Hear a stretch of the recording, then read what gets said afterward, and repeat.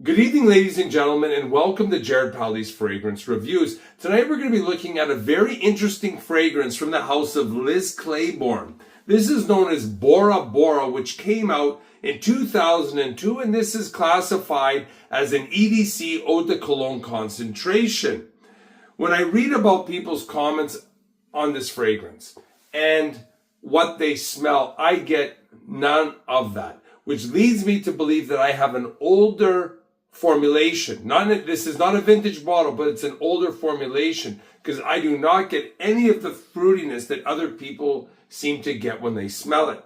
This is classified as an aromatic scent, and I would say this is a very underrated fragrance, and it has a moderate price, so it's excellent value, and I say this is a very intriguing scent. This is one where I spray on my wrist, I can't stop smelling it. It's not necessarily a great smell. It's kind of in the middle, a little bit raunchy, but I like the smell, but I keep smelling my arm, and then the more I smell it, the more I like it. But it definitely, to me, has a little bit of a dusty, dirty, raunchy feel to it, smell to it. And it's this unusual combination which makes it so appealing because it's repulsive at one time, but it's appealing as well.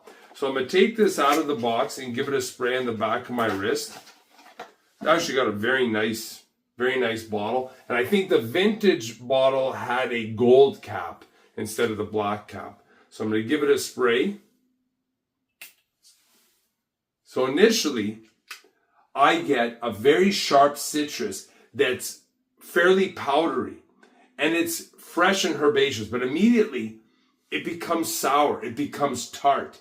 And this is where I think that when people say it has a fruity smell to it, I don't get it. And this is where like I said, this has got to be an older formulation. So when it starts to dry down, you get some floral notes, some red floral notes. It's citrus, still a little bit powdery, but that starts to disappear. It's very clean, and it's slightly barbershop and definitely antiseptic. Later on, it becomes spicier. A little more musky, definitely animalic, and then this is where it starts to become dirty. It starts to become dusty and a little bit raunchy with this sour citrus note that's like dusty and still got a little bit of a strong red floral note. As advertised, the top notes are kiwi, lemon, and bergamot. I get some lemon and bergamot, but no kiwi. In the mid notes, there's lavender and hibiscus. I do get some of the hibiscus and a bit of the lavender, and the base notes are leather, cedar, and musk. As the hours pass by with this fragrance, it does start to smooth out a little bit, and you get a little more of a creaminess to it, a little more musky. As for the performance is good. I got about 5 to 6 hours, and people that claim they get an hour or two, well, it was very different for me. I got about 5 to 6 hours. I got decent scent wafts. It was good on the clothes, but the wafts that people are going to smell are going to be very different from what you smell on your skin.